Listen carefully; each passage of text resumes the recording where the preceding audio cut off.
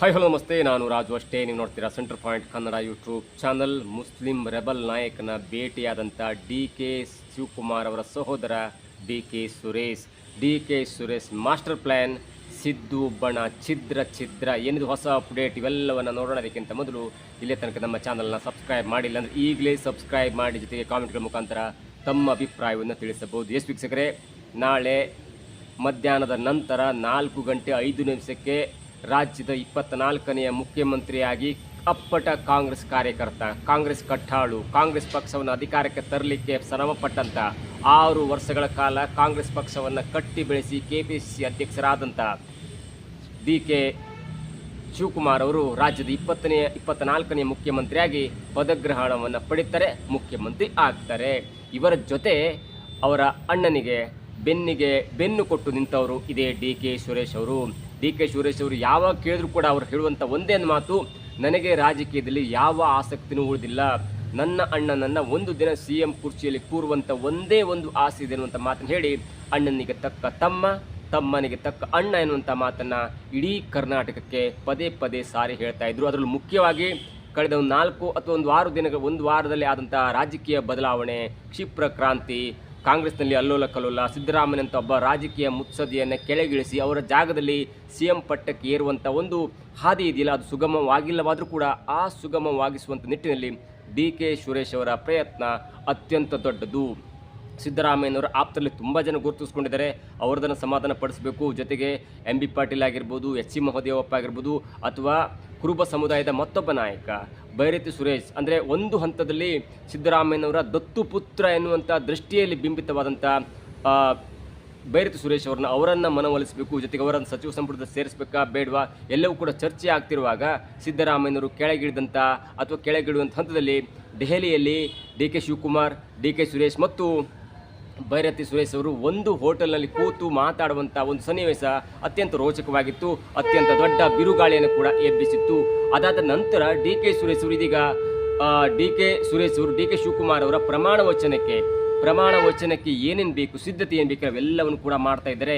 ಇಲ್ಲೇ ತನಕ D K Shivakumar ಅವರನ್ನ ಮುಖ್ಯಮಂತ್ರಿ ಮಾಡಲಿಕ್ಕೆ ಏನು ಮಾಡಬೇಕಿತ್ತಲ್ಲ ಅದನ್ನು ಮಾಡಾಗಿತ್ತು. ಅದಾದ ನಂತರ ಇದೀಗ ಡಿ ಕೆ ಸುರೇಶ್ ಅವರು ಅಣ್ಣನ ಪ್ರಮಾಣ ವಚನಕ್ಕೆ ಏನೇನು ಬೇಕು, ಯಾರೆಲ್ಲ ರೆಬಲ್ ನಾಯಕರಿದ್ದಾರೆ ಅವರನ್ನು ಹೇಗೆ ಆಮಂತ್ರಣ ಮಾಡಬೇಕು, ಒಂದು ವೇಳೆ ಅವರು ಮುಖ್ಯಮಂತ್ರಿ ಪದಗ್ರಹಣಕ್ಕೆ ಬರೆದಿದ್ರೆ ಅದು ಯಾವ ರೀತಿ ಕನ್ವೆ ಆಗುತ್ತೆ ಹೈಕಮಾಂಡ್, ಎಲ್ಲವನ್ನ ಅರ್ಥಕೊಂಡಂಥ ಸುರೇಶ್ ಅವರು ಇದೀಗ ಒಬ್ಬೊಬ್ಬ ರೆಬಲ್ ನಾಯಕನ ಮೀಟಿಂಗ್ ಮಾಡುವಂಥ ಹಂತದಲ್ಲಿ ಅವರ ಮನೆಗೆ ಹೋಗ್ತಾ ಇದ್ದಾರೆ.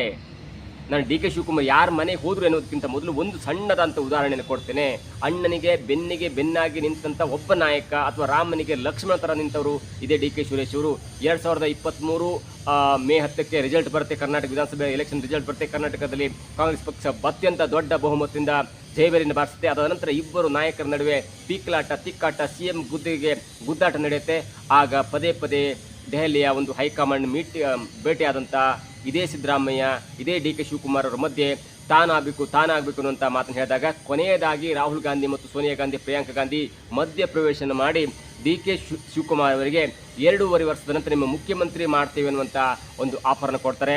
ಆದರೆ ಆ ಆಫರನ್ನ ಕೇಳಿದಂಥ ಡಿ ಕೆ ಶಿವಕುಮಾರ್ ಹೇಳ್ತಾರೆ, ನೀವು ನನಗೆ ಕನ್ವಿನ್ಸ್ ಮಾಡಿದ್ರಿ, ಆದರೆ ನಮ್ಮ ತಮ್ಮನಿಗೆ ನೀವು ಕನ್ವಿನ್ಸ್ ಮಾಡಿ ಅವನು ಒಪ್ಕೊಂಡ್ರೆ ನಾನು ನಿಮ್ಮ ಒಪ್ಪಂದಕ್ಕೆ ಒಪ್ಕೊಳ್ತೇನೆ ಅನ್ನುವಂಥ ಮಾತು ಹೇಳ್ತಾರೆ. ಅದಾದ ನಂತರ ಡಿ ಕೆ ಸುರೇಶ್ ಅವರಿಗೆ ಕಾಲ್ ಆಗುತ್ತೆ. ಖರ್ಗೆ, ವೇಣುಗೋಪಾಲ್, ಸುರ್ಜೇವಾಲಾ, ಸಿದ್ದರಾಮಯ್ಯ, ರಾಹುಲ್ ಗಾಂಧಿ ಎಲ್ಲರೂ ಇದ್ದ ಸಮಯದಲ್ಲಿ ಡಿ ಕೆ ಸುರೇಶ್ ಅವರನ್ನ ಆ ಮೀಟಿಂಗ್ ಕರೀತಾರೆ. ಆ ಮೀಟಿಂಗ್ನಲ್ಲಿ ಸೋನಿಯಾ ಗಾಂಧಿ ಇರಲ್ಲ, ಸೋನಿಯಾ ಗಾಂಧಿ ಮತ್ತು ಪ್ರಿಯಾಂಕಾ ಗಾಂಧಿ ಜಮ್ಮು ಕಾಶ್ಮೀರ ಪ್ರವಾಸದಲ್ಲಿರ್ತಾರೆ, ರಾಹುಲ್ ಗಾಂಧಿ ಇರ್ತಾರೆ. ಅದಾದ ನಂತರ ವಿಡಿಯೋ ಕಾಲ್ನಲ್ಲಿ ಡಿ ಕೆ ಸುರೇಶ್ ಅವರಿಗೆ ಸೋನಿಯಾ ಗಾಂಧಿ ಮತ್ತು ಪ್ರಿಯಾಂಕಾ ಗಾಂಧಿ ಅವರು ಕನ್ವಿನ್ಸ್ ಮಾಡುವಂಥ ಪ್ರಯತ್ನಕ್ಕೆ ಬರ್ತಾರೆ. ಅಂದರೆ ಡಿ ಕೆ ಶಿವಕುಮಾರ್ ಕನ್ವಿನ್ಸ್ ಆಗಿರ್ತಾರೆ. ಡಿ ಕೆ ಶಿವಕುಮಾರ್ ಹೇಳಿದ ಮಾತಂದರೆ, ನನ್ನ ತಮ್ಮನ ನೀವು ಕನ್ವಿನ್ಸ್ ಮಾಡಬೇಕು, ಅವನು ಒಪ್ಪಿದ್ರೆ ಮಾತ್ರ ನಾನು ಈ ಒಪ್ಪಂದಕ್ಕೆ ಒಪ್ತೇನೆ ಅಂತ ಮಾತು ಹೇಳಿದಾಗ ಡಿ ಕೆ ಸುರೇಶ್ ಅವ್ರನ್ನ ಅಲ್ಲಿ ಆಹ್ವಾನ ಮಾಡಲಾಗುತ್ತೆ. ಅದೇ ಒಂದು ಅರ್ಧ ಗಂಟೆಯಲ್ಲಿ. ಅದಾದ ನಂತರ ಫೋನ್ ಮುಖಾಂತರ, ವಿಡಿಯೋ ಕಾಲ್ ಮುಖಾಂತರ ಸುರೇಶ್ ಅವರಿಗೆ ಸೋನಿಯಾ ಗಾಂಧಿ ಮತ್ತು ಪ್ರಿಯಾಂಕಾ ಗಾಂಧಿ ಒಪ್ಪಿಸ್ತಾರೆ. ಅದು ಯಾವ ಲೆವೆಲ್ಗೆ ಅಂದರೆ 2.5 ವರ್ಷ ಆದ ನಂತರ ನಿಮ್ಮ ಅಣ್ಣದಂಥ ಡಿ ಕೆ ಶಿವಕುಮಾರ್ ಅವರಿಗೆ ನಾವು ಪದವಿಯನ್ನು ಬಿಟ್ಟುಕೊಡ್ತೇನೆ ಅಂತ ಮಾತನ್ನು ಹೇಳಿ ಕನ್ವಿನ್ಸ್ ಮಾಡಿದಾಗ ಆಗ ಒಪ್ತಾರೆ ಡಿ ಕೆ ಸುರೇಶ್ ಅವರು. ಅದಾದ ನಂತರ ಕರ್ನಾಟಕದಲ್ಲಿ ಏನು ನಡ್ಕೊಬಂತು ಎಲ್ಲರೂ ಕೂಡ ಗೊತ್ತಂದರೆ, ಡಿ ಕೆ ಶಿವಕುಮಾರ್ ಅವರನ್ನ ಮುಖ್ಯಮಂತ್ರಿ ಮಾಡಲಿಕ್ಕೆ ಯಾವೆಲ್ಲ ಪ್ರಯತ್ನ ಮಾಡ್ತಾರಲ್ಲ ಎಲ್ಲವೂ ಕೂಡ ಡಿ ಕೆ ಶಿವಕುಮಾರ್ ಅವರಿಗೆ ಬೆನ್ನಿಗೆ ನಿಂತವರು ಅಂದರೆ ಡಿ ಕೆ ಸುರೇಶ್ ಅವರು. ಒಂದು ವೇಳೆ ಆ ಹಂತದಲ್ಲಿ ಡಿ ಕೆ ಸುರೇಶ್ ಒಪ್ಪಿಲ್ಲ ಅಂದರೆ ಸ್ವತಃ ಡಿ ಕೆ ಶಿವಕುಮಾರ್ ಕೂಡ ಒಪ್ತಾ ಇರಲಿಲ್ಲ, ನನಗೆ ಮುಖ್ಯಮಂತ್ರಿ ಪಟ್ಟ ಬೇಕು ಅನ್ನೋದು ಹಠವನ್ನು ಬೀಳ್ತಾ ಇದ್ರು. ಆದರೆ ಹೈಕಮಾಂಡ್ ಮನವೊಲಿಸಿದ ಕಾರಣಕ್ಕಾಗಿ ಡಿ ಕೆ ಸುರೇಶ್ ಕೂಡ ಒಪ್ಪಿದ್ರು. ಅದಾದ ನಂತರ ಇದೀಗ ಅಣ್ಣನ ಪದಗ್ರಹಣವನ್ನು ಕಣ್ತುಂಬಿಸಿಕೊಳ್ಳುವ ನಿಟ್ಟಿನಲ್ಲಿ ಈಗ ಖುಷಿಯಿಂದ ರೆಬಲ್ ನಾಯಕರ ಮನೆಗೂ ಕೂಡ ಹೋಗ್ತಾರೆ. ಒಂದು ಹಂತಕ್ಕೆ ಈಗ ನಾನು ಹೇಳ್ತೀನಿ ಯಾರ ಮನೆಗೆ ಬಿಟ್ಟೆ ಆದಂಥ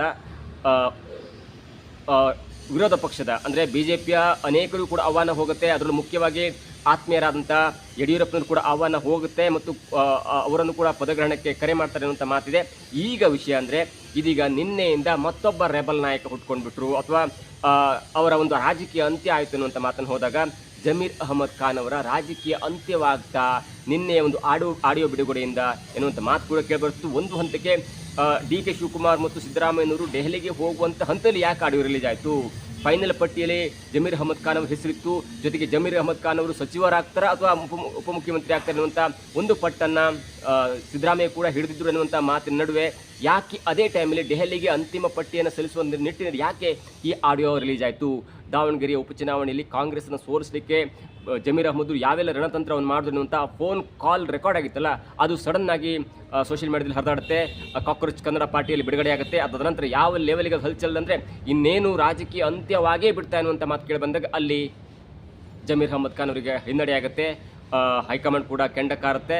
ಜೊತೆಗೆ ಎಲ್ಲವೂ ಕೂಡ ಮೊದಲೇ ಗೊತ್ತಿತ್ತು, ಹೈಕಮಾಂಡ್ ಕೂಡ ತಲುಪಿತ್ತು. ಜೊತೆಗೆ DK ಶಿವಕುಮಾರ್ ಜೊತೆಗೆ ಸಿದ್ದರಾಮಯ್ಯರು ಕೂಡ ಆಡಿಯೋ ತಲುಪಿತ್ತು. ಹೀಗಾಗಿ ಅವರಿಗೇನು ಆಶ್ಚರ್ಯ ಆಗಲಿಲ್ಲ ಎನ್ನುವಂಥ ನಿಟ್ಟಿದ್ರು ಕೂಡ ಒಂದು ಹಂತಕ್ಕೆ ಅಧಿಕೃತವಾಗಿ ಜಮೀರ್ ಅಹಮದ್ ಖಾನ್ ಅವರು ಈಗಿನ ಸಚಿವ ಸಂಪುಟ ಸೇರಲ್ಲ, ಮುಂದೊಂದಿನ ಆಗಬಹುದೆನ್ನುವಂಥ ಹಂತದಲ್ಲಿದ್ದಾಗ ಜಮೀರ್ ಅಹಮದ್ ಖಾನ್ ಅವರಿಗೆ ಹಿನ್ನಡೆ ಆಯಿತು. ಆಗ ಬಂದಂಥ ಹೆಸರಂದರೆ ನೋಡಿ DK ಶಿವಕುಮಾರ್ ಯಾವೆಲ್ಲ ರೀತಿಯ ಆಟ ಆಡಿದ್ರು, ಜಮೀರ್ ಅಹಮದ್ ಖಾನ್ ಅವ್ರನ್ನ ಹೊರಗಿಡ್ಲಿಕ್ಕೆ DK ಶಿವಕುಮಾರ್ ಅವ್ರ ಹತ್ರ ಏನೇನು ಬಾಣ ಇತ್ತು, ಒಂದು ಬಾಣ ಬಿಟ್ಟರು ಅನ್ನುವಂಥ ಮಾತನ್ನು ಕೇಳಿಬಂತು. ಆದರೆ ಇದೀಗ ಆ ಮಾತಿನಿಂದ ದೂರ ಆಗಲಿಕ್ಕೆ DK ಸುರೇಶ್ ಅವರು ಚಾಲುಕ್ಯ ರಸ್ತೆಯಲ್ಲಿರುವಂಥ ಜಮೀರ್ ಅಹಮದ್ ಖಾನ್ ಅವರ ಮನೆಗೆ ಭೇಟಿಯಾಗಿ ನಾಳೆ ನೀವು ಬರಬೇಕು, ಒಂದು ವೇಳೆ ಬಂದಿಲ್ಲ ಅಂದರೆ ಅದು ನಿಮ್ಮ ಮೇಲೆ ಕೆಟ್ಟ ಆಪಾದನೆ ಆಗುತ್ತೆ, ನೀವು ಆ ಸತ್ಯವನ್ನು ಒಪ್ಕೊಂಡಂಗಾಗುತ್ತೆ ಅನ್ನೋ ದೃಷ್ಟಿಯಲ್ಲಿ ಅವರಿಗೆ ಕನ್ವಿನ್ಸ್ ಮಾಡಿರುವಂಥ ಎಲ್ಲ ಸಾಧ್ಯತೆ ಇದೆ. ಹೀಗಾಗಿ DK ಸುರೇಶ್ ಅವರು ತನ್ನ ಅಣ್ಣನ ಪದಗ್ರಹಣವನ್ನು ಒಂದು ಸುಂದರ ಕಾರ್ಯಕ್ರಮ ಆಗಬೇಕು, ಎಲ್ಲ ನಾಯಕರು ಇರಬೇಕು, ಅದರಲ್ಲೂ ಮುಖ್ಯವಾಗಿ ಕಾಂಗ್ರೆಸ್ನ ನಾಯಕರೇ ಇಲ್ಲ ಅಂದ್ಬಿಟ್ರೆ ಅದು ಒಂದು ಸಮುದಾಯಕ್ಕೆ ಕೆಟ್ಟದಾಗ ಹೋಗುತ್ತೆ. ಇದರಲ್ಲೂ ಕೂಡ ಈ ವಿಷಯ DK ಸುರೇಶ್ ಗೊತ್ತಿತ್ತು, DK ಶಿವಕುಮಾರ್ ಗೊತ್ತಿತ್ತು, ಸಿದ್ದರಾಮಯ್ಯ ಗೊತ್ತಿತ್ತು ಮತ್ತು ಹೈಕಮಾಂಡ್ ಎಲ್ಲ ನಾಯಕರು ಗೊತ್ತಿತ್ತು. ಆದರೆ ರಿಲೀಸ್ ಆದಂಥ ವೇಳೆ ಸರಿ ಇಲ್ಲ.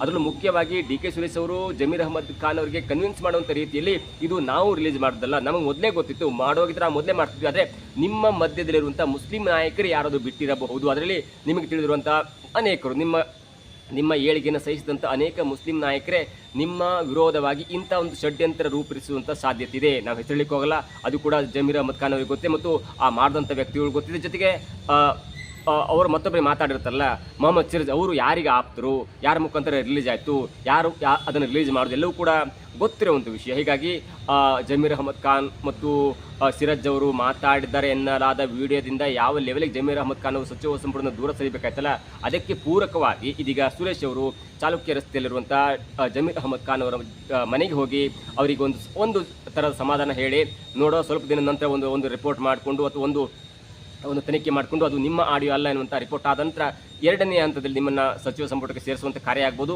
ಅದು ಮುಂದಿನ ದಿನಗಳಾಗುತ್ತೆ. ಆದರೆ ನಾಳೆಯ ಕಾರ್ಯಕ್ರಮಕ್ಕೆ ನೀವು ಬರಬೇಕು ಎನ್ನುವಂಥ ಕನ್ವಿನ್ಸ್ ಮಾಡಿರುವಂಥ ಸಾಧ್ಯತೆ ಇದೆ. ಹೀಗಾಗಿ ಈ ಭೇಟಿ ಒಂದು ಸುಂದರ ಭೇಟಿಯಾಗಿತ್ತು. ಜೊತೆಗೆ DK ಸುರೇಶ್ ಅವರ ಮಾಸ್ಟರ್ ಪ್ಲ್ಯಾನ್ ಇದೆಯಲ್ಲ, ಎಲ್ಲವೂ ಮಾಡ್ತಾರೆ, ಆದರೆ ಮಾಡಿದ ಯಾರಿಗೆ ಗೊತ್ತಾಗಬಾರ್ದು, ಅಥವಾ ಎಲ್ಲವೂ ಆಗಬೇಕು, ಅದು ಪಕ್ಷದ ಹಿತದೃಷ್ಟಿಯಿಂದ ಆಗಬೇಕು ಎನ್ನುವಂಥ ದೃಷ್ಟಿಯಲ್ಲಿ ಈಗ DK ಸುರೇಶ್ ಅವರು ಒಂದು ಒಳ್ಳೆಯ ಮಾಸ್ಟರ್ ಪ್ಲ್ಯಾನ್ ಮಾಡಿಕೊಂಡು ಎಲ್ಲ ರೆಬಲ್ ನಾಯಕರನ್ನು ಕೂಡ ಒಟ್ಟಿಗೆ ಹಾಕೊಳ್ತಿದ್ದಾರೆ. ಅದರಲ್ಲಿ ಮುಖ್ಯವಾಗಿ ನೋಡಿ ಯತೀಂದ್ರ ಅವರು ಸಿದ್ದರಾಮಯ್ಯ 5 ವರ್ಷ ಮುಖ್ಯಮಂತ್ರಿ ಆಗಬೇಕಂದ್ರು, ಅದಾದ ನಂತರ DK ಶಿವಕುಮಾರ್ ಅವ್ರ ಮನೆಗೆ ಬಂದು ಹೂಗುಚ್ಛವನ್ನು ಕೊಟ್ಟರು. BK ಹರಿಪ್ರಸಾದ್ ಅವರು ಯಾವುದೇ ಕಾರಣಕ್ಕೂ ಮುಖ್ಯಮಂತ್ರಿ ಚೇಂಜ್ ಆಗಲ್ಲ ಅಂತ ಹೇಳಿದ್ರು. ಅದಾದ ನಂತರ DK ಶಿವಕುಮಾರ್ ಅವರ ಮಂತ್ರಿ ಮಂಡಲ ಸೇರಬೇಕೆನ್ನುವಂಥ ಹಠ ಹಿಡಿದಿದ್ದಾರೆ ಅನ್ನುವಂಥ ಮಾತಿಗೆ ಬಂತು.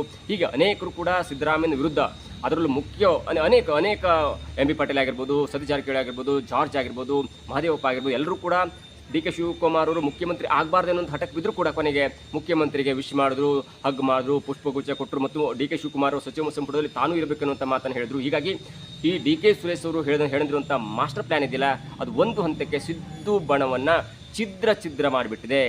ಮತ್ತೆ ಅಧಿಕಾರದ ಹಿಂದೆ ಇವರು ಯಾರು ಹೋಗ್ಲಿಕ್ಕಿಲ್ಲ ಅಥವಾ ಸಿದ್ದರಾಮಯ್ಯನವ್ರ ಕಡೆ ಹೋಗ್ಲಿಕ್ಕಿಲ್ಲ ಅನ್ನುವಂಥ ಒಂದು ಹಂತಕ್ಕೆ DK ಸುರೇಶ್ ಅವರ ಪ್ಲ್ಯಾನ್ ಇದೀಗ ವರ್ಕೌಟ್ ಆಗ್ತಿದೆ. ನಾಳೆ ಶಿವಕುಮಾರ್ಗಿಂತ DK ಸುರೇಶ್ ಅವರಿಗೆ ಅದು ಒಂಥರ ಹಬ್ಬದ ದಿನ ಅಂತ ಹೇಳ್ಬೋದು. ಇದಾಗಿತ್ತು ಇವತ್ತಿನ ವಿಶೇಷ. ನೋಡ್ತಾ ಇರೋ centre point Kannada YouTube channel.